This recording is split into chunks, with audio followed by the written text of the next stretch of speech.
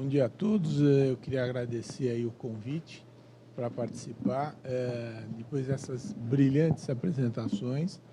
E é muito interessante a gente ver que realmente... Não vai precisar. Está lá com ela, é só para eu seguir aqui. Já está lá. Estão sendo distribuídos aí para fazer as votações. A ideia é tentar fazer uma discussão de alguns casos, aproveitar todas essas apresentações que foram feitas de excelente qualidade. Eu queria agradecer, então, aí a presença de todos e em meu nome e, com certeza, também do Diogo, que é um dos grandes organizadores do evento. Então, são todos casos clínicos reais que foram vistos dentro do Hospital das Clínicas ou no Instituto do Câncer. O Instituto do Câncer é uma unidade do Hospital das Clínicas e que é importante hoje, tem 6 anos de existência, e onde o governo do estado de São Paulo centraliza o atendimento do câncer. Nós fazemos uma média... O Instituto do Câncer representa hoje em São Paulo 20% do atendimento oncológico do estado de São Paulo. O serviço de urologia, que é chefiado por mim e pelo Miguel, e eu que coordeno o ICESP, faz uma média de 130 a 140 cirurgias oncológicas por mês. Dentre elas, cerca de 40 a 50 prostatectomias radicais. Então, esses casos são casos reais, e nós vamos começar com esse primeiro indivíduo, um indivíduo de 63 anos. Pode passar o próximo slide, por favor. Um indivíduo de 63 anos, que apresentava de comorbidade única e exclusivamente a necessidade de usar o Crestor por uma dislipidemia, não apresentava nenhum antecedente familiar de neoplasia prostática e tinha uma próstata de 30 gramas, que era normal ao toque. Ele foi visto a primeira vez em março de 14, com PSA com a PSA em elevação, em nível de 4, com uma relação de 9%. Então, ou seja, indivíduo com a elevação de PSA, toque normal, 30 anos, e que procurou o serviço do urologista. Vamos passar ao próximo slide. E aqui eu acho a apresentação do Leonardo foi muito interessante. Eu não tenho dúvida que hoje existe uma mudança na forma de tratar esses indivíduos, ou seja, na programação não só da cirurgia, quanto da avaliação desses indivíduos. A ferramenta ou não do uso da ressonância magnética no planejamento não só do tratamento cirúrgico que nós vamos fazer, também como na avaliação daqueles indivíduos que escapam. Então, um indivíduo jovem, PSA de 4, toque normal. Vocês acham que partiríamos direto para a biópsia ou faríamos uma ressonância magnética? Vamos votar. Pois não. Ou se for muito complicado para não atrasar, a gente vai discutindo com a plateia.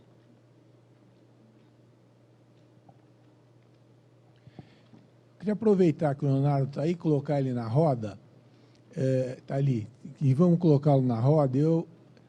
Uma coisa que a gente discute muito em São Paulo, e lá nós também temos 2 radiologistas muito jovens, um chama-se Públio e o outro chama-se Marcos Menezes, que são indivíduos bastante ativos e muito estudiosos, assim como a impressão que eu tive do Leonardo. Existe um problema sério na interpretação dos exames. E aí eu acho que é importante sabermos a quem nós estamos solicitando o exame. Você não quer vir sentar aqui com a gente? Vem cá. Deve, porque tem umas imagens aí que você vai aproveitar e me dar uma mão e interpretar, porque tem a seta, mas você vai ajudar bastante. Então, eu queria que você comentasse 2 coisas. Está em ordem já? Então, se nós vamos votar, então, indivíduo jovem, PSA 4, uma relação ruim, menos de 15%, livre sobre total, e vocês partiriam direto para uma biópsia ou vocês fariam uma avaliação através da ressonância? Se você precisa explicar como é que usa o... Só apertar o número e ela vai fazer a leitura em tempo real. Então, aproveitando aí, vamos lá, Leonardo. O valor, a relação entre interpretação interindivíduos e intraindivíduos, ou seja, o radiologista geral contra o radiologista com interesse na área de urologia. A gente tem...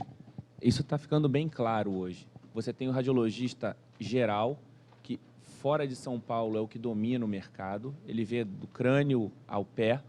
Você tem o radiologista com fellow ou treinamento em medicina interna, que em São Paulo isso é o standard do mercado, e no Rio está se tornando uma tendência. Por exemplo, onde eu trabalho, nós já temos esse foco em diferenciar por setores, em alguns casos. E você tem, no caso da próstata, o radiologista com interesse especial em uro-oncologia e próstata. Por quê? Porque a ressonância de próstata ela é um exame que tem curva de aprendizado, do mesmo jeito que uma mamografia. Não é um exame que você detecta um nódulo ou não detecta um nódulo. É que você precisa aprender a acostumar a ver como se fossem formatos das nuvens no céu para identificar alguma forma naquelas nuvens. Então, realmente tem diferença se a pessoa tem treinamento em ressonância de próstata ou não tem. Tá? Isso eu acho que é uma mensagem muito importante. Não é para que todos nós saímos daqui pedindo ressonância magnética, não importa para quem, porque isso pode, inclusive, nos atrapalhar. Por isso que a gente tem alguns trabalhos hoje mostrando variação dois radiologistas ou comparando um radiologista geral com um radiologista específico que mexe com o assunto.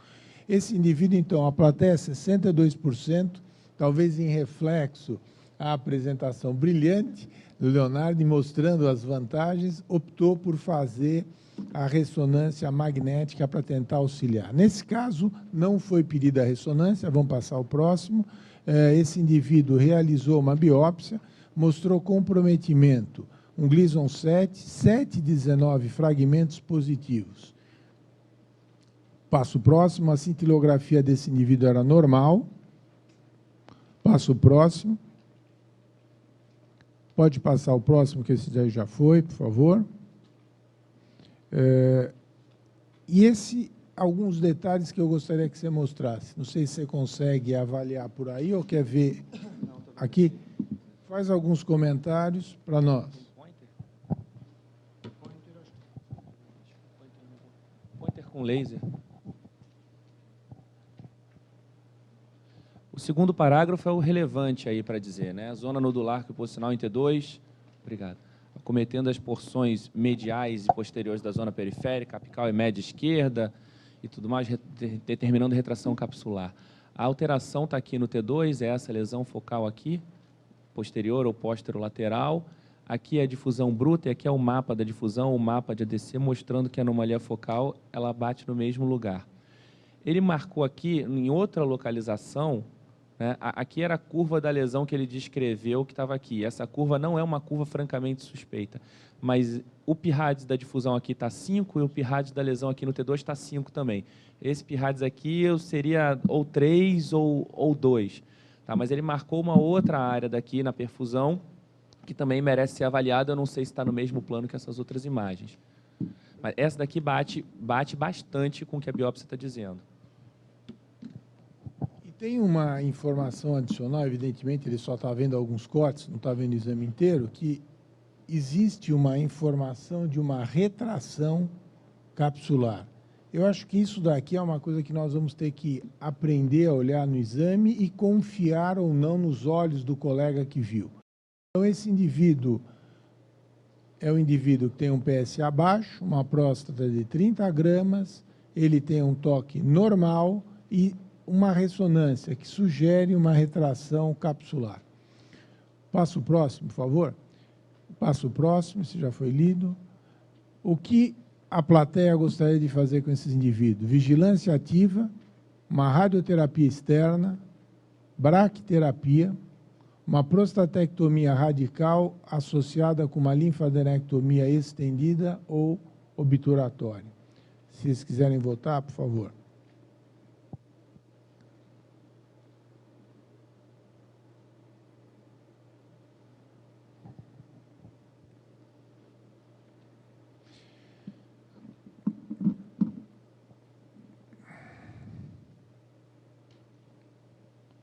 69% optou por fazer uma prostatectomia radical com uma linfadenectomia obturatória. Eu acho que a grande plateia aqui, com certeza, é de urologistas. Nós não temos radiologistas, radioterapeutas, ou só devem ter um ou dois, e que devem ter votado aí, mas tudo bem.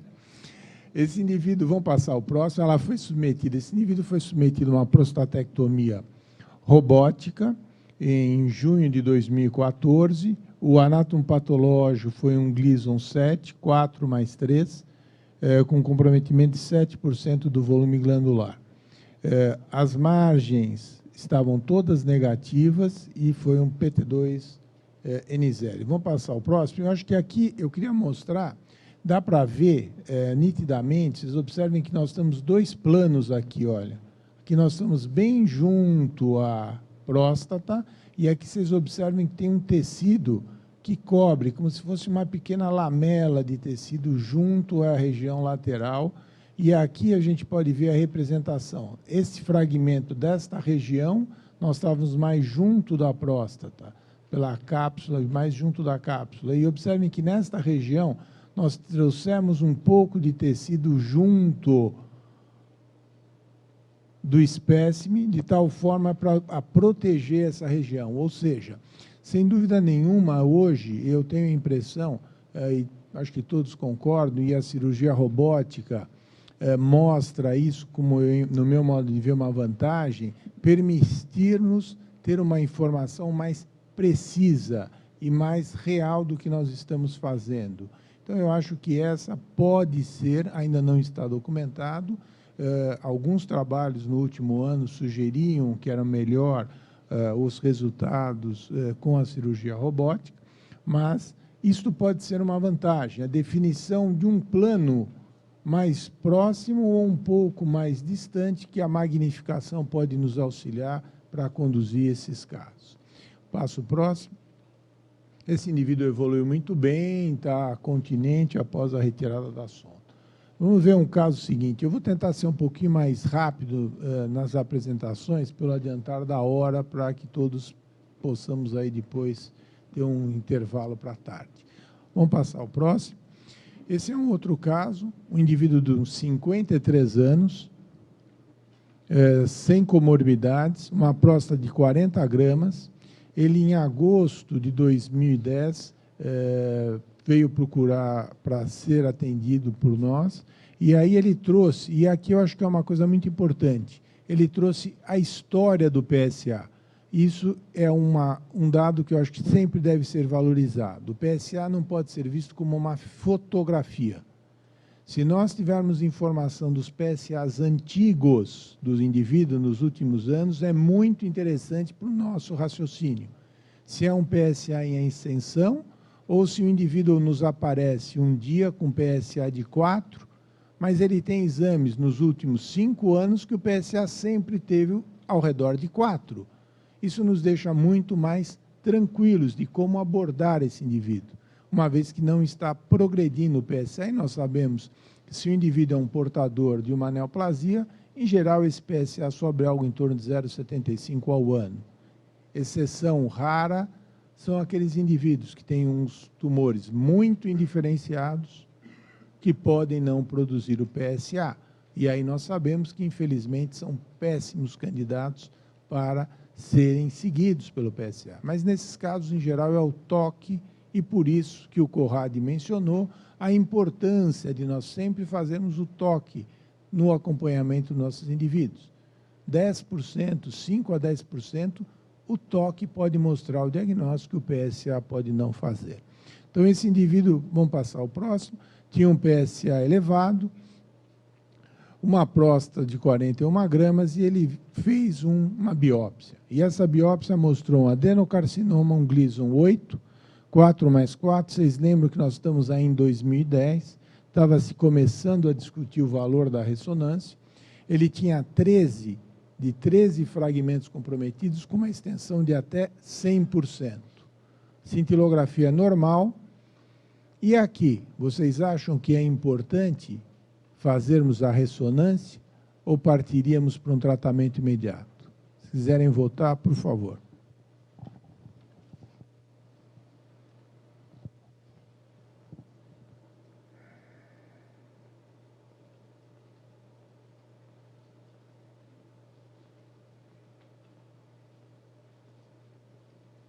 O que você faz? Gostaria de fazer algum comentário? Não, por enquanto não. Só no caso anterior, quem pensou em fazer vigilância ativa, a gente ainda fica muito receoso com relação ao estadiamento quando você não tem a patologia final. Esse paciente inverteu a soma do Gleason na patologia final. Na verdade, ele veio como um 4+3. Então, assim, tem que ter atenção também quando você pensar em fazer a vigilância ativa, a ressonância dentro da vigilância ativa para melhorar a capacidade de biopsiar.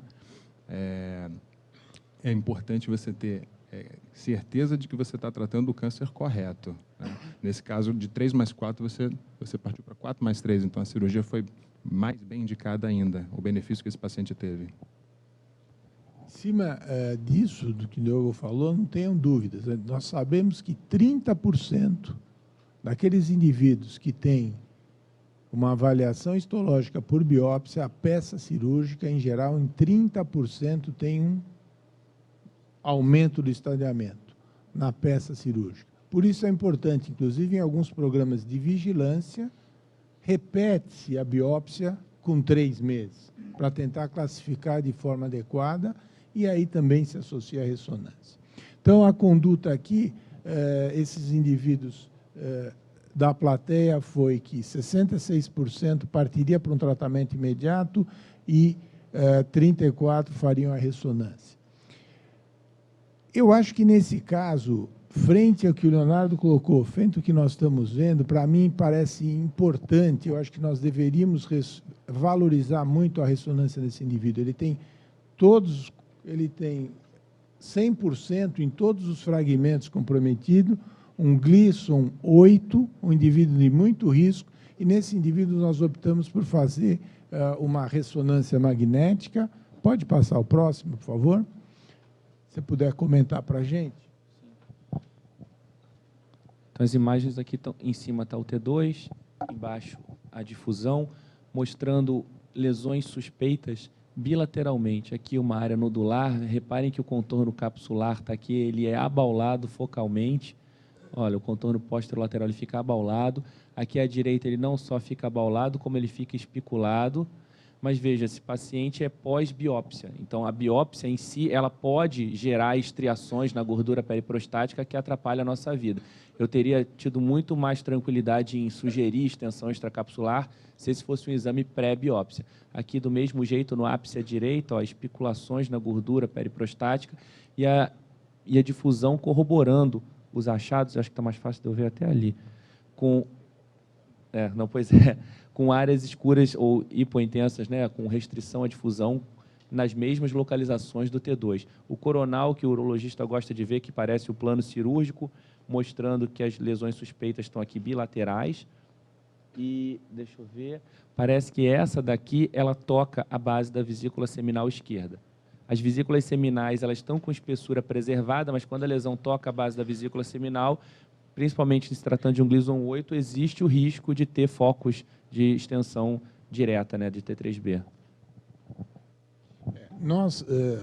Eu acho que o ideal, o que eu tenho feito é, quando eu estou preocupado com um doente, eu faço o toque e percebo que um doente, não sei o que você acha, gostaria de ouvir a tua opinião. Quando eu sinto que um doente tem uma próstata alterada, endurecida, ou seja, eu sei que a biópsia vai vir positiva e é uma doença que deve ser localmente mais agressiva, mais avançada, aí eu, antes da minha biópsia, eu já peço a ressonância, para evitar o artefato. Lá em São Paulo, os radiologistas já aceitam que 6 semanas ou 40 dias pós-biópsia, que é o tempo que todos, eu não sei se todos aqui costumam esperar entre a biópsia e a cirurgia. eu tenho um hábito de esperar 30 a 40 dias para fazer o procedimento definitivo. Acho que a maioria espera, os urologistas. Então, fala Conrado.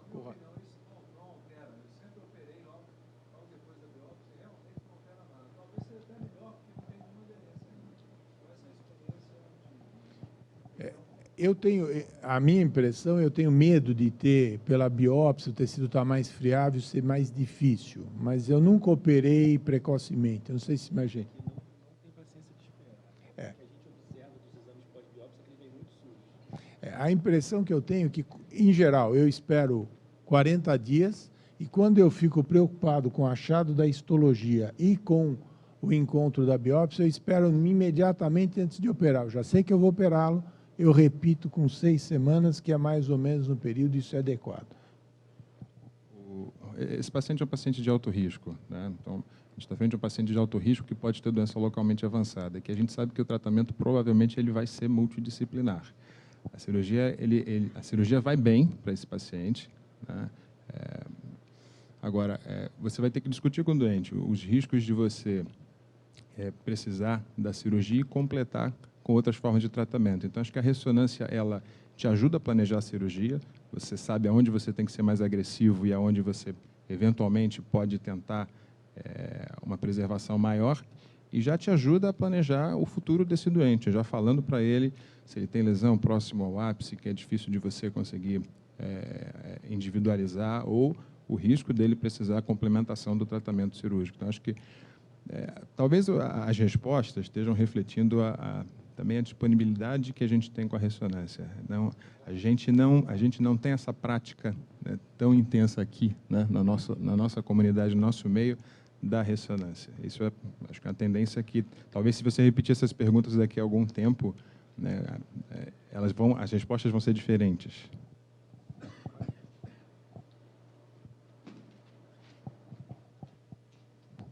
Célia Viegas, Radioterapia, Instituto Nacional do Câncer. Obrigada.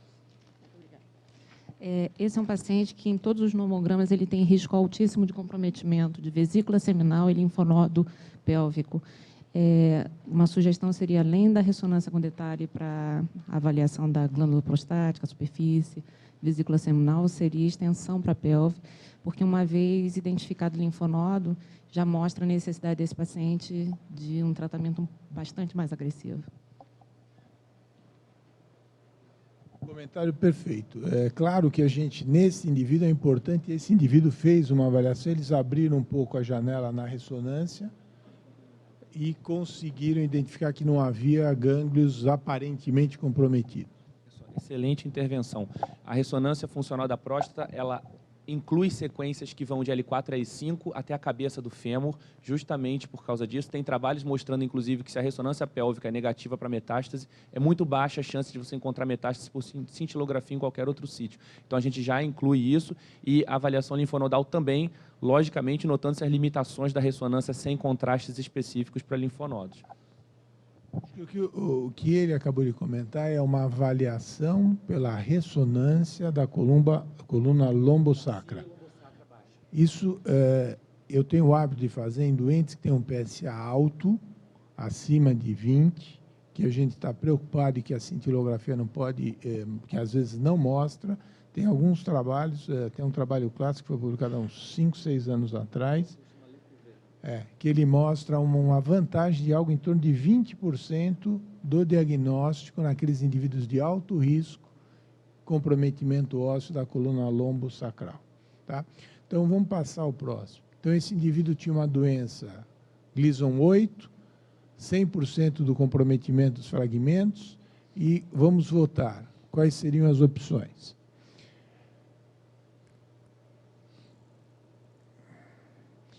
E aqui eu acho que também, para comentar isso que foi mencionado pelo Diogo, é que hoje o consenso, e o próprio Corradi mencionou isso, em termos de que, e o colega da radioterapia, que eu não guardei o nome, hoje o tratamento mudou. Eu tenho a impressão, eu não sou muito mais velho, eu tenho 60 anos, mas algumas vezes o fato de você estar numa cirurgia e encontrar um gânglio, isso há 30 anos atrás, se parava a cirurgia.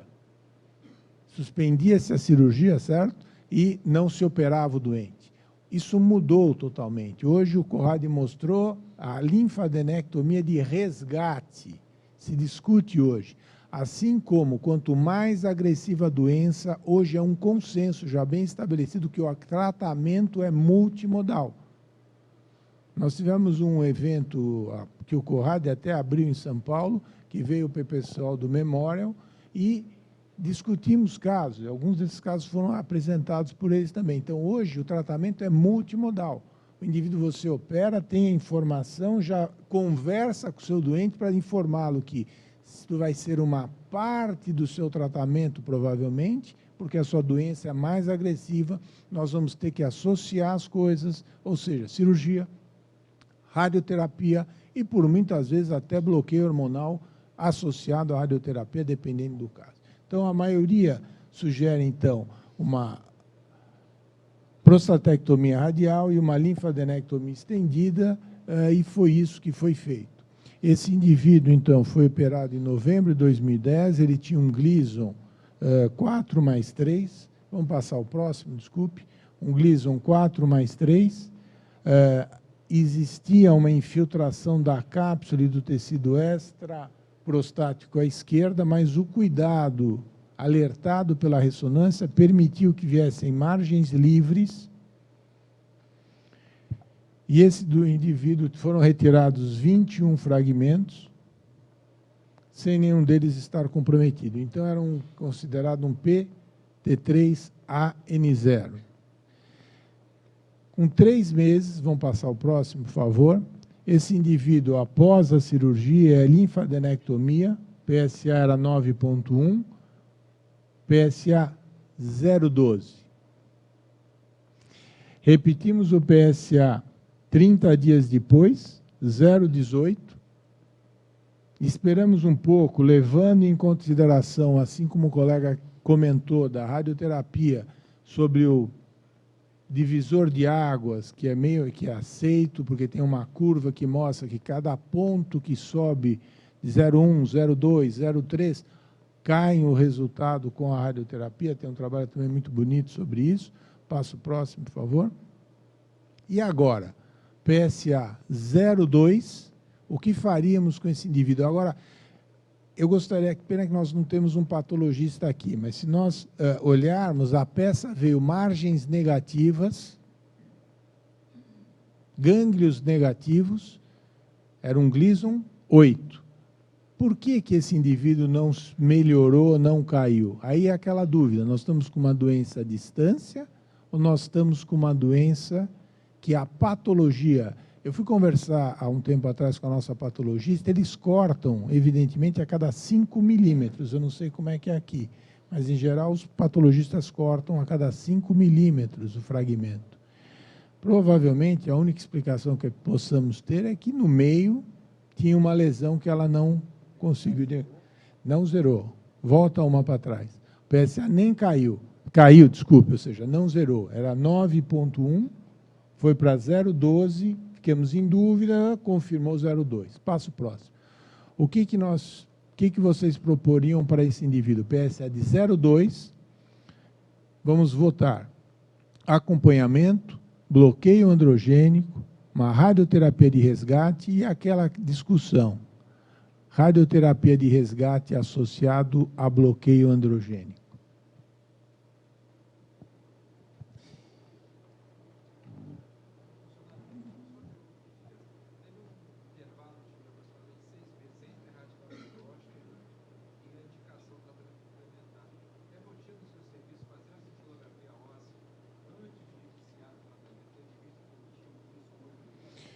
Eu acho que esses níveis 0,1, 0,2, a cintilografia para expressar alguma coisa, eu acho que eu nunca vi. Claro que se você tiver um tempo maior, eu acho que vale a pena sempre reestadiar o indivíduo. Assim como nós vamos ver com uma nova ressonância, às vezes, para tentar entender o que está acontecendo com esse indivíduo. Mas eu acho que cabe, sim. Se necessário for, se o tempo maior, eu faria um reestadiamento, apesar de que PSA abaixo de 0,1, 0,2, a cintilografia não expressa. E mesmo o PET de colina, que o Corradi mencionou, eu não sabia que vocês já estavam fazendo lá em Minas, mas acho que ainda é em estudo, ou já é de rotina. Nós estamos para começar a fazer em São Paulo também um estudo com o PET de colina. Agora, quem precisar, na Argentina, em Buenos Aires tem, e em Montevidéu também tem o PET de colina. Eu tive isso daí, às vezes algum doente pode necessitar, então eles fazem lá em Buenos Aires.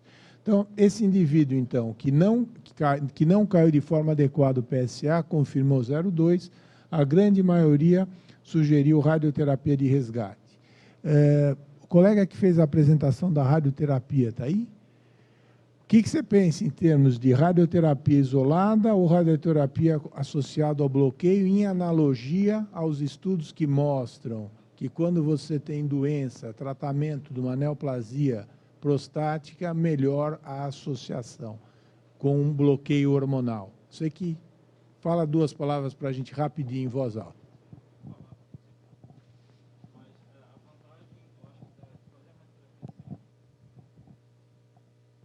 Obrigado.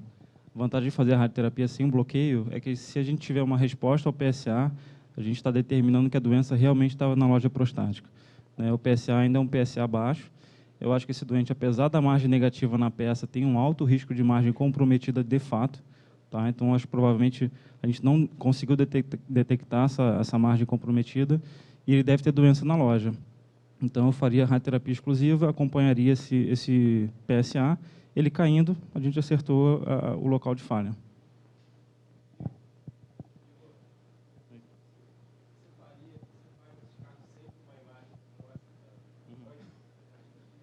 Eu sempre peço a ressonância para o Caiate, para ver se a gente acha alguma coisa, né, Caiate?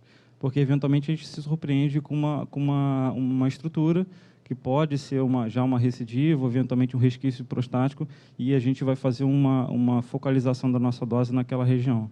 Então, acho fundamental pedir uma ressonância pré-radioterapia.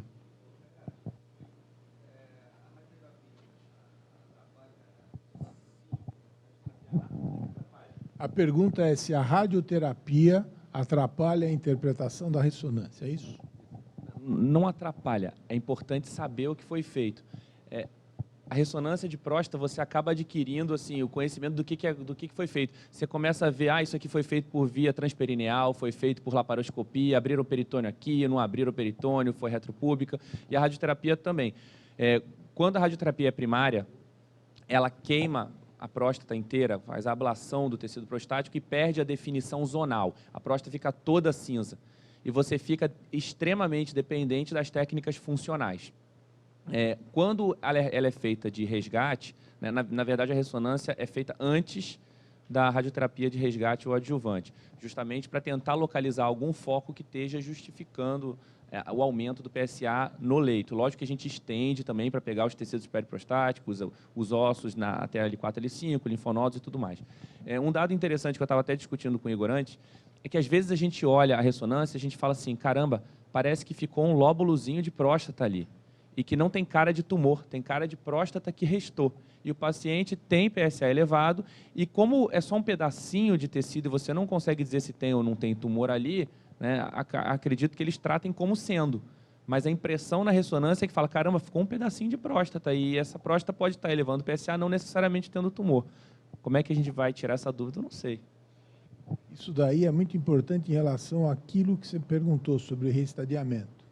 Quando você tem um indivíduo no pós-operatório que não tem uma resposta adequada e que você quer ter certeza, porque eu já vi indivíduos que sobrou tecido prostático. E isso daí, por vezes, tem que entrar no seu raciocínio quando dá a avaliação. Será que a próstata foi tirada inteira? Será que a vesícula seminal saiu? Infelizmente, ainda tem situações, ou porque teve sangramento. Todos nós somos cirurgiões, sabemos que, por vezes, você está no meio de uma cirurgia, às vezes a coisa complica. Então, é importante você ter uma noção sobre isso daí. Então, a maioria, 61%, fez a radioterapia de resgate isolada. Esse indivíduo era um indivíduo de 59 anos, ele foi ouvir a opinião de um radioterapeuta, e quem faz lá é o Fernando Arruda, para mim, em São Paulo, no Sírio-Libanês, talvez você conheça, passou num oncologista, e ele discutiu a vantagem ou não de associar, baseado do bloqueio hormonal, baseado nos estudos de tratamento do câncer prostático, próstata in loco, das vantagens da associação com o bloqueio. Por uma questão de simetria, esse indivíduo falou, olha, então, se para um grupo é melhor com associação, eu gostaria de fazer o tratamento completo, e ele, passo próximo, esse indivíduo acabou fazendo um bloqueio associado à radioterapia. Passo próximo. Aí esse indivíduo evoluiu, pós-radioterapia, vocês estão vendo o PSA caiu, chegou e até hoje ele se mantém indetectável. Ou seja, provavelmente deveria ser uma recidiva delóide. Vamos passar ao próximo caso, eu acho que esse provavelmente vai ser o último caso. Um indivíduo de 58 anos, ele veio para um check-up, não tinha nenhum antecedente importante, nem de patologias, assim como não tinha antecedente de neoplasia prostática, 30 gramas de próstata sem nódulo e um PSA de 4,3, com uma relação de 13%. Ele trouxe um PSA de 3 anos antes, que era abaixo de 1. E aí, senhores, faríamos uma biópsia direto ou, vamos passar ao próximo, faríamos uma indicação, uma ressonância magnética? Vamos votar, por favor.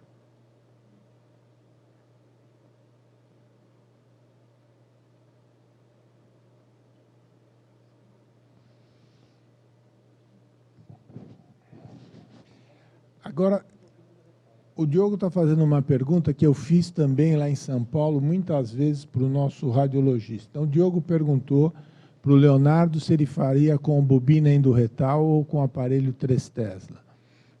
Hoje, lá, para nós, pelo menos na faculdade e lá na clínica privada, se considera que o aparelho 3 Tesla dá informações tão boas quanto de bobina endorretal e faz tudo aquilo que você falou, em termos de diminuir a agressão para o doente, ficar 40 minutos, ter que fazer o procedimento com anestesia, muitas vezes. Você concorda?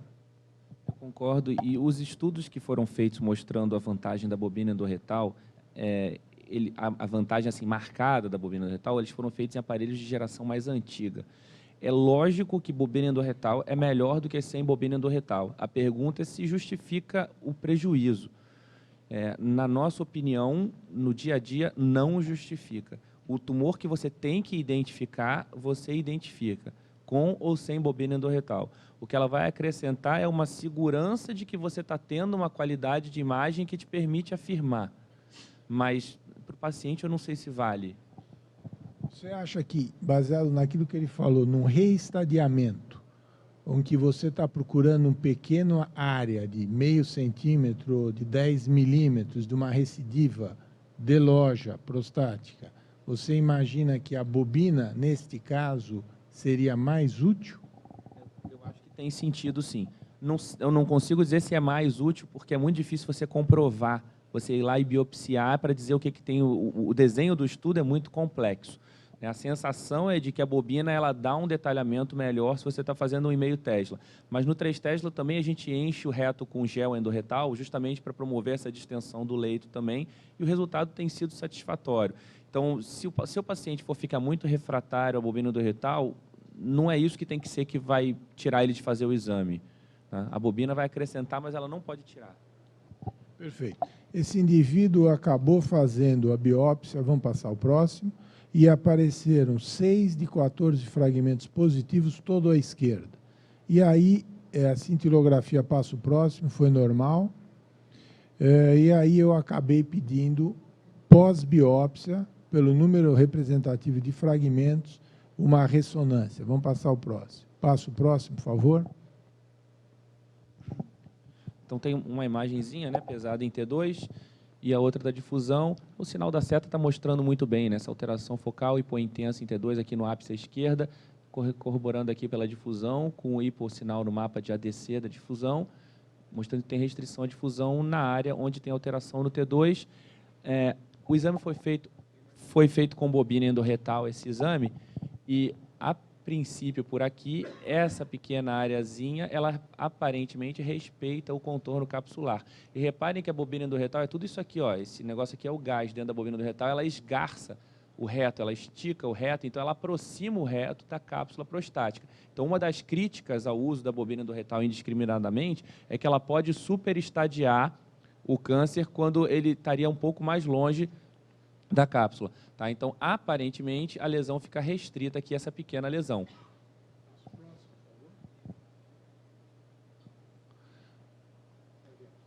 Vou ver aqui. Bom, por aqui, por essas imagens, no T2, não parece ter uma lesão óbvia, francamente suspeita.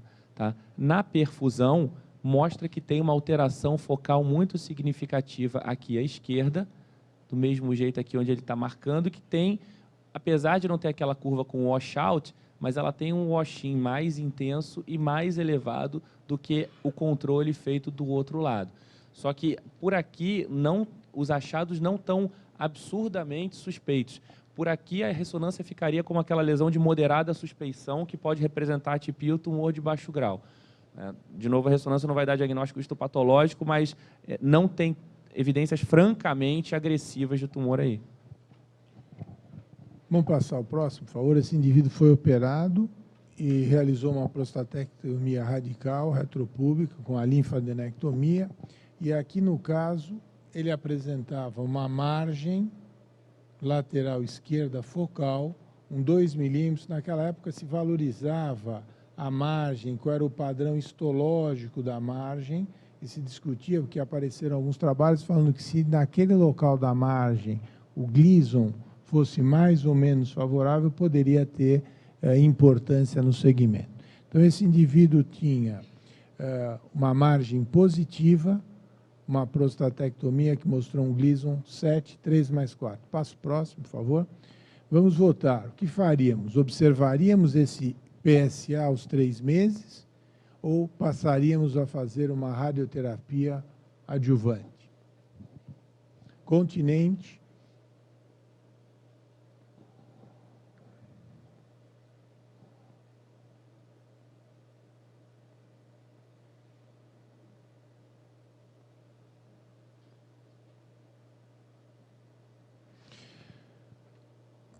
Observar o PSA aos 3 meses e foi o que nós fizemos. Vamos passar a próxima, por favor. Olha o que aconteceu o PSA desse indivíduo. 1,3. Passo próximo. E agora? Esse indivíduo, vamos partir para uma ressonância baseado naquela pergunta para tentar reestadiar, saber se sobrou um pedaço de próstata, saber se é uma recidiva. Passaríamos diretamente a uma radioterapia complementar de loja e pelvis ou só local ou um bloqueio androgênico. Podemos votar, por favor. Esse é o último caso, senhores. Já vamos todo mundo tomar um café para dar uma respirada.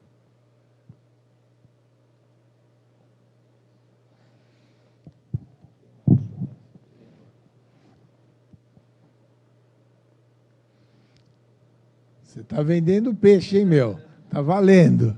57% vão pedir uma ressonância para esse indivíduo. Vamos passar o próximo, por favor. Passa o próximo.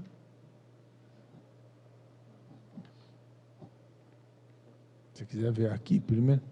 Então está ótimo. Desculpe. Esse é o achado assim, básico quando a gente vê de recidiva no leito, né? Deixa eu só olhar por aqui para poder apontar ali, está ótimo. Então, o T2 ele nem sempre identifica a lesão, mas quando identifica ele é bastante sugestivo. É essa bolinha do mesmo lugar que estava naquele ápicezinho lá na lesão original. Ele está aqui também, às vezes é uma área que realmente é difícil de dissecar ou precisa preservar coto uretral. Então, a lesão suspeita está aqui, só que ela sozinha, só esse foco hipointenso que está apontado aqui no sagital, ele não representa por si só a recidiva. A gente vai precisar, principalmente, aí a perfusão tem um papel preponderante na pesquisa de recidiva no leito, ela está com a mesma morfologia, a mesma localização, e é um foco sozinho que realça de padrão suspeito no leito de prostatectomia. Eu só queria adicionar, a despeito desse caso, que hoje em dia, sem querer mexer no vespeiro, mas com as novas técnicas cirúrgicas que estão emergindo por laparoscopia, por cirurgia robótica, a tendência de agredir menos o feixe, de preservar mais o leito prostático, acaba que a gente vê alguns restos de próstata em locais que você não observa na prostatectomia retropúbica. Então, isso o radiologista já tem uma dica, mais ou menos, de qual foi a via do procedimento, de acordo com a forma que a recidiva se manifesta. Tá? A braquiterapia também tem os seus padrões, a radioterapia externa tem os seus padrões, e assim por diante. Vamos passar ao próximo, por favor. Aí esse indivíduo foi submetido... Perfeito. E aí, o que faríamos com esse indivíduo? Fez a ressonância, mostra uma área, um nódulo, radioterapia, bloqueio, radioterapia de resgate associada ao bloqueio androgênico, sem bloqueio androgênico ou somente bloqueio androgênico nesse indivíduo. Aí tem um erro, tá? Então, é a radioterapia com ou sem bloqueio ou aí o item 3, que é bloqueio isolado. Vamos voltar, por favor.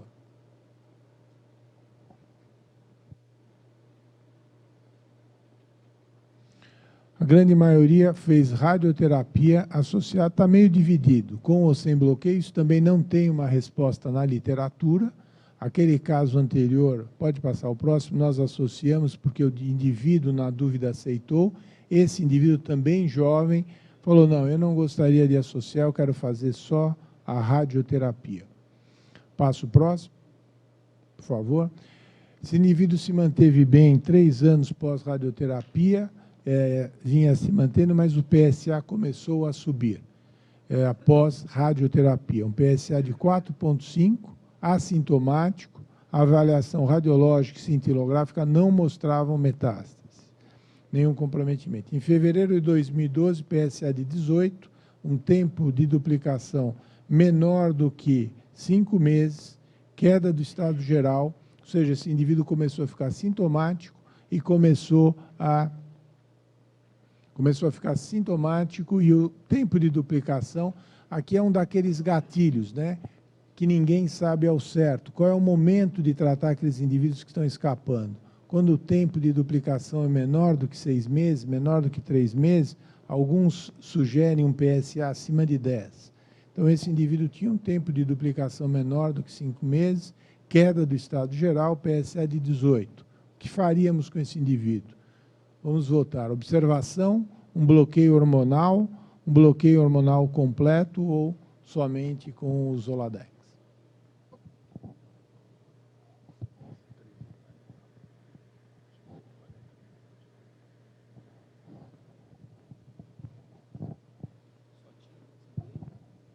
Somente doença no leito. Ah, não. Aqui, neste momento, sim. Que é isso aqui, ó. Queda do estado geral. Então, a grande maioria faria o bloqueio hormonal perfeito, completo ou associado com bicalutamida ou não. Esse indivíduo foi submetido, vamos passar ao próximo, a um bloqueio completo, foi iniciado, o paciente manteve-se assintomático por 2 anos, aumentou o seu PSA depois de novo, voltou a subir, e aí ele fez um novo estadiamento. Cintilografia foi negativa, a tomografia computadorizada mostrava a presença de um nódulo e confirmado que ele estava com nível de testosterona abaixo de 50. Aqui é o que também o Corrado mencionou agora há pouco na apresentação dele em termos de atualidade. Começaram a aparecer novas drogas no mercado e novas formas de tratamento nesses indivíduos. Vamos passar ao próximo.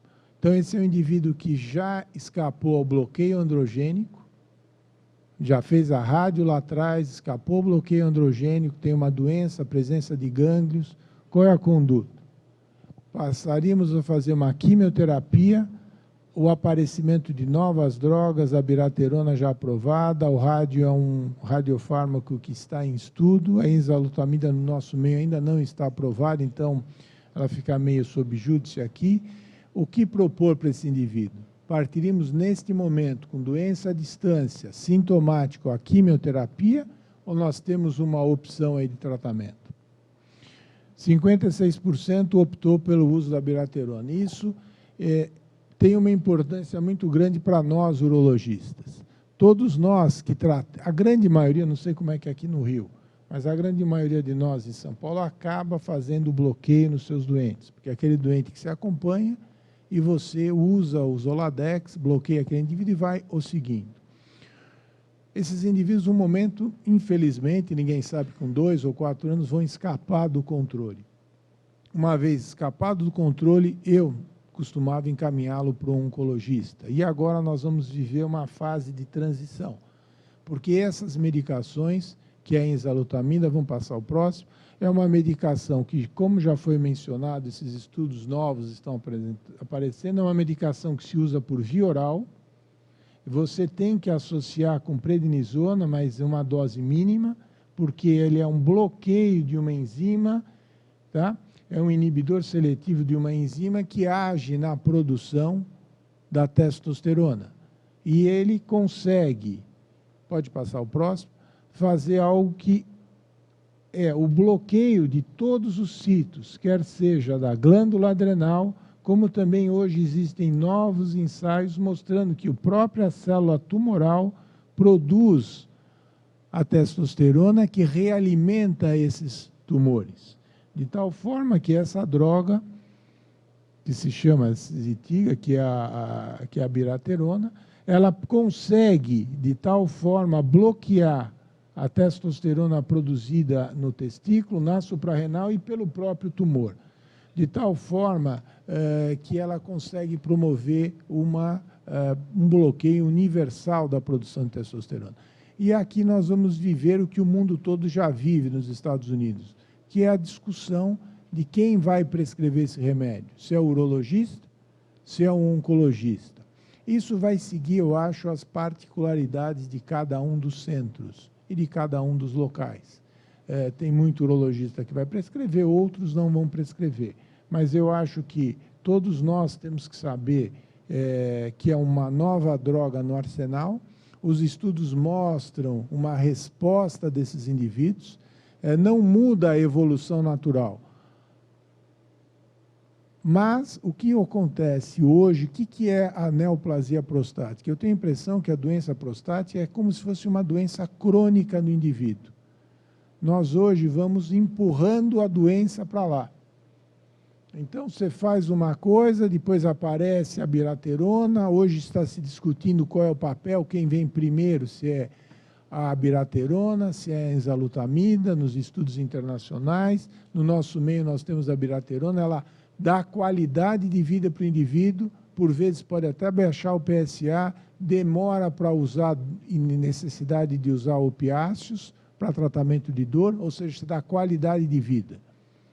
Então, eu acho que a discussão é que todos nós vamos ter que pensar um pouquinho, mas eu acho que o urologista vai ter que dividir com os oncologistas um pouco o uso dessas medicações, porque é fácil de usar, tem poucas complicações e vai empurrar um pouco para lá a doença desses indivíduos. E estudos, como mostrou o Corradi, eu não vou repetir aqui, mostrou que foi útil, aumentou a sobrevida. Para o cirurgião, às vezes, é meio estranho falar em 4 meses. Mas para o oncologista, e todo mundo frequenta as reuniões, isso daí é um ganho enorme. E eu acho que é um caminho, está se evoluindo. Então, o urologista tem que tomar consciência da nova droga que está aí e que nós podemos também fazer uso dela. Você quer fazer uma pergunta? Queria só fazer 3 perguntas rapidinho. No primeiro caso, colocou em votação fazer radioterapia exclusiva ou radioterapia mais bloqueio hormonal. Eu queria fazer uma pergunta, o que vocês acham? Se, nesse caso, o PSA doubling time não auxiliaria a decisão em se fazer radioterapia exclusiva ou associada a bloqueio hormonal? A segunda pergunta seria mais para o Kayati, que eu acho que talvez influenciada pela excelente apresentação dele, a ressonância ficou um pouco superindicada aqui na nossa sessão. Eu acho que a ressonância ela tem um valor importante quando você tem uma suspeita de câncer de próstata, o paciente foi submetido à biópsia e veio negativa a biópsia. Nesse caso, a ressonância está muito bem indicada. Ou então, no paciente que tem um tumor de alto risco, em que você vai fazer uma ressonância para você poder programar a sua cirurgia, se você vai preservar o feixe de um lado ou não. Então, isso, ainda mais agora com o advento da robótica, isso é cada vez mais importante. E a terceira seria o pessoal da oncologia, o que eles acham desse último estudo, um estudo recente em que faz bloqueio associado à quimioterapia e que mostrou um ganho isso. E assim, mas é um estudo que tem alguns viés, né? Então queria a opinião deles.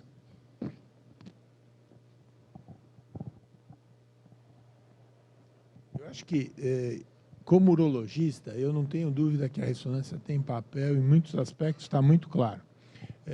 Isso daí é naqueles casos em que a biópsia negativa tem que ser feita, quando a doença é muito agressiva, eu acho que tem que ser feita. Agora, o meio do campo, eu acho que nós não podemos chegar no excesso. Tem alguns trabalhos sugerindo que se faça a ressonância antes da biópsia em todo mundo, que eu também acho que é um pouco a mais. Então, eu acho que nós vamos, como em medicina, tudo é um pêndulo. Ou não faz nada, ou faz tudo, depois a gente vai chegar no meio, que é o que vai ser definido. O que você acha disso daí? Depois, a sua pergunta número... O Dublin Time eu acho que pode ajudar, mas não existe na literatura nada para consubstanciar por aí. E a terceira é em termos desse trabalho novo, desse trabalho novo que acabou de sair na ASCO desse ano e que os oncologistas poderiam se expressar sobre o uso da quimioterapia associado ao bloqueio androgênico, ou seja, novas formas de tratar a mesma doença. Ele vai só querer responder, daí eu passo para o senhor, não sei se é outra pergunta. Obrigado. Eu sou Diogo, eu vou falar daqui a pouco, enfim, eu sou oncologista da COI. São dois estudos que, na verdade, mudaram a forma como a gente trata câncer de próstata em 2014. Um deles foi o CO302, que foi os dados finais foram apresentados agora na ESMO, e que se mostrou que você, após a falha ADT, todas as outras opções que não têm evidência de doença, evidência de tratamento com ganho de sobrevida, bicalutamida, ciproterona, cetoconazol, diastibenol, dexametasona, que a gente faz na prática, elas, em tese, estão atrás agora dessa droga que é a abiraterona. Tem uma questão do custo que é verdade, realmente é uma droga nova, uma droga que tem alto custo, mas se a gente transpor, por exemplo, para o Avastin, o bevacizumab, que todo mundo usa para tratar câncer de cólon metastático, é uma droga que é usada a cada 15 dias e custa em torno de R$10.000 por dose. Então, assim, eu diria que a próstata entrou no rol de drogas de alto custo e a oncologia, hoje em dia, no século XXI, é feita assim. Respondendo a sua pergunta, o Charted, que foi apresentado na ASCO 2014, ele mudou um critério importante. Ele propôs pela primeira vez que você veja o paciente com câncer de próstata metastático e divida ele em dois grupos, alto risco, alto volume, e baixo risco, baixo volume. O paciente de alto risco ou alto volume, que é aquele que tem metástase visceral ou tem mais de 3 metástases ósseas, sendo que uma é fora do esqueleto axial, esse paciente ele deve começar tratando com quimioterapia, 6 ciclos de docetaxel. E um ganho que nunca se viu na história da oncologia, de 17 meses. Então, assim, o senhor falou bastante sobre a questão do oncologista aprender a usar abiraterona, que o urologista aprender a usar abiraterona, que é verdade, mas acredito que o que vai acontecer, o que tem que acontecer, ainda mais aqui no Hospital Geral, é a gente ter a possibilidade de ter um serviço multidisciplinar, em que o paciente é visto pelo urologista, junto com o oncologista, eventualmente o radioterapeuta, e se chega numa conclusão do que é melhor, exatamente para poder definir dentro de todas essas variáveis que estão mudando. Isso que ele falou, eu não tenho dúvida. Em São Paulo, a gente tem uma reunião toda quarta-feira que senta na mesma sala no Hospital das Clínicas, o oncologista, o urologista, o radioterapeuta, o clínico que avalia a condição do indivíduo, todos se sentam juntos numa reunião que é das 7 às 8 horas da manhã para discutir os casos. É fundamental, é multidisciplinaridade, porque nós já percebemos que está mudando tudo. O que se fazia de um remédio não tinha, hoje já se coloca para tratar uma população que a gente não tratava. Então, eu queria agradecer... desculpe, só mais uma pergunta.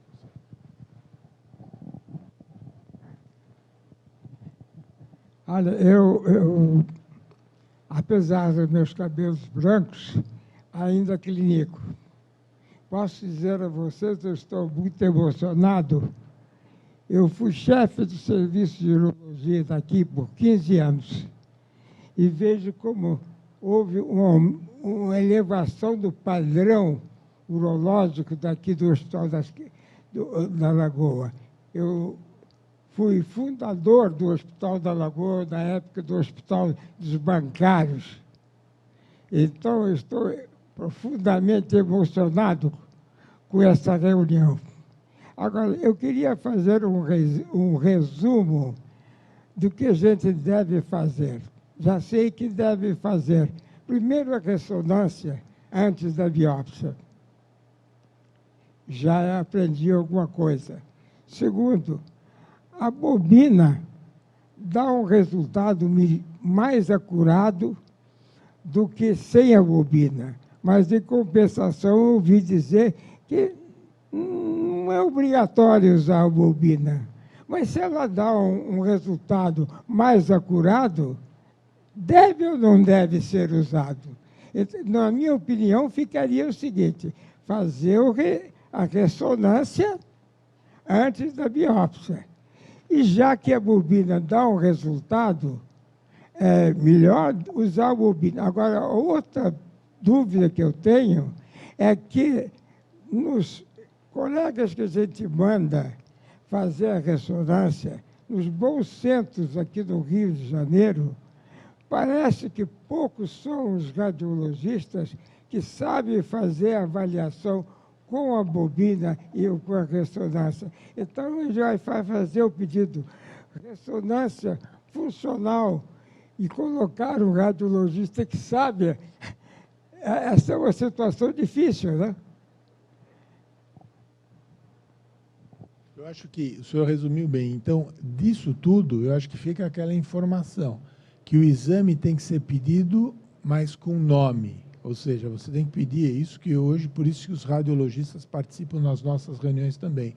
Então, é importante ter uma integração e tem que pedir o exame num lugar onde o exame é bem feito. Ou seja, tem alguém interessado em fazê-lo, não que o exame não seja bem feito, que isso faz a diferença.